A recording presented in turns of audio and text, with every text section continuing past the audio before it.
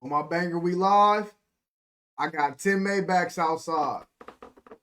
On my banger, we live. I got 10 Maybachs outside. On my banger, we live. I got 10 Maybachs outside. How y'all doing? I'm your host, Blue Strip Wit, Dr. Phil of the Street, Steve Harvey of the Hood. This right here is another episode of 99 Vision. How y'all doing today? This is a Wellness Wednesday segment. Today, I wanted to touch in on trolling. I was already going to go in on trolling, and it was just fate that the Danny Hernandez saga came out. Now, I've been going back and forth about this for a long time, and I know everybody wasn't going to agree with me on going live about 6ix9ine, and that's why I was hesitant. You know, people don't really even want to talk about him on a segment. You're not considered a real nigga or a real person or a trill dude if you talk about 6ix9ine, but I'm really interested in the character of 6ix9ine just because of the magnitude of everything that he went through, ultimately because of trolling. Now, there's a lot of levels to trolling. You gotta understand this. Now, there's your beginner level of trolling or, novice level where people just, send subliminal messages on Twitter or on their posts or anything like that, or do subliminal little posts trying to get people's attention that they're trying to talk to, trolling them, trying to get in people's heads, try to get people to hit you up. Just posting things for attention is really what I look at as trolling. Um, Another form that can be looked at as trolling, thing about trolling is the next level, like it's different levels, like I said. It's more of an intermediate level, the intermediate level of trolling would be more of a, this will turn into a cyber bully, somebody that be trying to roast you and you ain't asked for none of that. Now, it's cool if people going back and forth and that's what they do, but it's not cool when somebody's not inviting it, and then, you got people that'll make up other accounts just to make it seem like it's not them. That's trolling. You feel me? Now it's another extreme caution level of trolling, which this is where it gets bad. You know what I'm saying? This is the Danny Hernandez's of the world. Extreme trolling can get you in trouble. Extreme trolling can get you killed. Extreme trolling is when someone is bullying someone else. It could be from your direct person. You don't have to, but a lot of people bully other people from fake accounts or catfish accounts and things of that nature. It's a lot of people that troll, and I really wanted to talk to my audience today because I never understood how a person can make a whole different account. This has no ties to you, but then you got that gives you enough courage to say things that you would never say to that person that you saying it to now. Now, when you're doing things like that, that's what take trolling to a whole new level. When you sending death threats and things of that nature. Again, if y'all just tuning in, thank y'all. I really do appreciate y'all. This is my Wellness Wednesday segment. Thank y'all again. Feel free. This is an open discussion. We're talking about trolling right now, and I was just going over the different levels of trolling. You got your novice level, you got your intermediate, and you got your extreme. And that's what, unfortunately, Danny Hernandez, 6ix9ine, that's what he was, an extreme troller. Now, what's interesting about this is where he came from. Like, when you see 6ix9ine, you see him behind me, you see he got the tattoos and all that good stuff, and that's cool, you know what I'm saying? But what I never knew is I wanted to see him before the 6ix9ine tattoo on his forehead. I wanted to really know, like, who the fuck is this nigga? Because when I first seen 6ix9ine, when I first seen him, he had a tattoo on his forehead already. He had his hair already colored rainbow. He was counting up money in the hallways and things of that nature. And that's what drew a lot of people to him. See, to me, that was already a red flag to me and anybody else that's real because of the rainbow hair. Like, anybody that got rainbow hair, I ain't really, thinking they gonna be too much a gutter because from my understanding, and this is no disrespect to the, LGBTQ community, but that is the, symbol symbolization for the gays, or you know what I'm saying, homosexuals or bars, or all the letters and vowels. Anyway, you know what I'm saying, no disrespect, but yeah. So once I seen the rainbow hair, I'm already on some. Okay, he's different. You feel me? He can only be so gangster. His hair rainbow. You get what I'm saying? So why is people even thinking that he could be this hard? But the music was good. Now I heard Gummo when I first heard him. I heard him on Gummo and all that good stuff. But and it was a big hit. He had a whole bunch of gang members in the video, things of that nature. He got the blicky and all this. He talking real hard. He's stacking. He ain't really stacking in the Gummo when not his first one. But then when he come back with the Billy, that's when he started going hard. But me, I wanted to go before that, before the tattoos, before he was glowed up. And that's why I wanted to watch the documentary. And that's where that shit takes you. It's a documentary on Hulu. It's the saga of Danny Hernandez. I feel like if y'all was interested in the story, y'all should really check it out because it really shows who this guy, the bodega kid was. You know what I'm saying? Bodega Danny. He was just someone that was the kid that lusted for attention. He was an attention whore from day one. This kid would wear all types of outlandish clothing and things of that nature because he didn't come from much. You know what I'm saying? He came from being poor, lived with a whole bunch of people in a 2-bedroom apartment, you know what I mean, growing up with his siblings, his mom, and all that good stuff.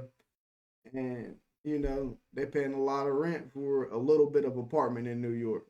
So that's where he's coming from. But he still wants to be flashy, still likes that lifestyle, still looking up to the OGs in New York. Now, his stepdad was a drug dealer, try to be, want to be, I ain't gonna say want to be gangster, nothing like that, but I wouldn't say he was big time. You feel me? Because they clearly didn't have any money. Now, when you coming from that and he gets killed, that's what ultimately got in his head to make him feel like he don't want to be a good guy no more. He'd rather be a troll or be a bad guy. Nice guys finish last. So he'd rather tell somebody, excuse my friend, suck my dick, than, hey man, my fault. I was wrong about that. Now, what amazes me about this trolling, is what people will do for attention. People will, he used to wear things like HIV and STDs on his clothes and different things of that nature, which was really crazy coming in. So you already knew he was on some other shit, which was weird, or a pussy eater, and just different things of that nature. So when you're reaching for stuff like that, when you're reaching for clout like that, um, that ain't nothing that's really gonna take you too far, which people would think. But there's a plus side to trolling that gets you your connections. You know what I'm saying? That makes you stand out more. So you know he stands out more. He's able to make these connections with other SoundCloud rappers. As far as Trippy Red, he makes the connection with Trippy Red. Man, shout out to Trippy Red, man, Columbus, Ohio native. You know what I mean? He's the reason that 6ix9ine got his buzz. You get what I'm saying? And they did a collaboration together. And I didn't know that. I didn't know that's how he really got his buzz. And then they signed to the same people. Um, they signed to the same people, some type of Italians or something like that. Some real rich people. You feel me? Got a check behind them in the music industry, and that's what ultimately kicked the door for him. He signed with the same people Trippy Red did. He didn't need Trippy Red no more. But they fell out because Trippy Red found out that 6ix9ine was a pedophile. On record, he was about 18 years old. And he was messing with a 12 or 13-year-old, and that had a lot of stigma on his career. So before he was making real freaky songs and things of that nature, probably sexually explicit, pedigreeing bitches on their heads, pedigreeing females on their heads and things of that nature, just doing crazy stuff. And so then they took all that stuff down off of YouTube because he fell out with his other guys, Scum Gang or something of that nature. He fell out with those guys, and he had to recreate himself because he went to jail for the little act with the little girl. So once he comes home, now he has to be super gangster to switch up the type of time because he's falling off. So once he's fallen off, of course he's going to try to get his buzz back by being as gangster as possible. But now he's the rainbow Mexican hair kid, super gangster, can't nobody tell him nothing.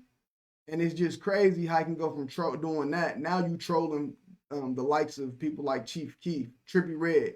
Like his first hot song was Gummo, and that was a Trippie Redd diss. Y'all can look that up. But that was a Trippie Redd diss. And so once he seen that hit fire, he like, okay, I'm gonna keep dissing everybody. This is the way to get on. You feel me? I'm about to, yeah, this is gonna give me my likes. This is gonna give me my everything. So he started. Listen. This man had 6ix9ine tatted on him about over 200 times. You understand what I'm saying? So when you going in, then you get 6ix9ine tatted on your face. It's something about that that just screams for clout. Now, I brought him up for this trolling shit because he's a troll that made it. But it was also a heavy downcline to this trolling shit.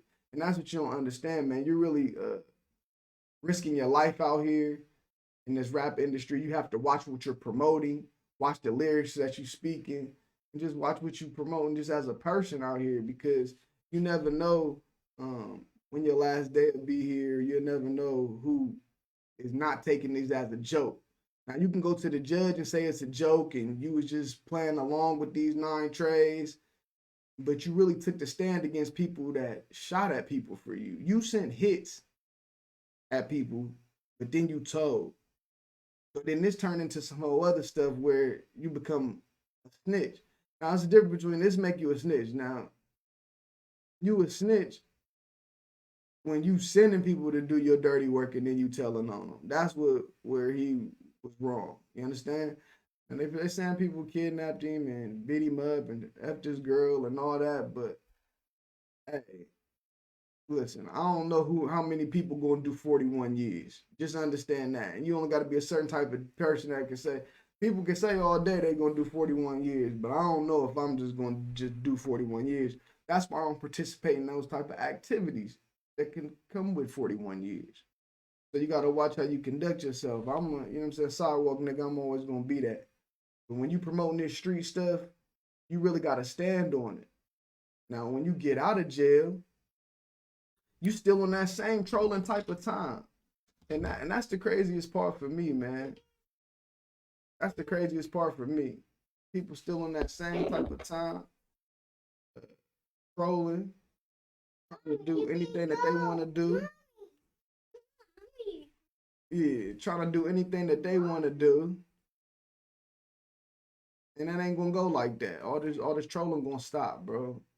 Y'all can't be communicating threats and comments and going under all these celebrity stuff, arguing with people for what? Like, what is people really trolling for? You do things that you can accept the consequences for. If not, you playing with your life.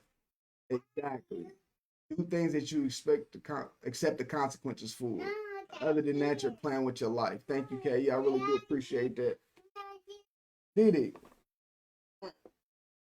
Mommy. where you come from?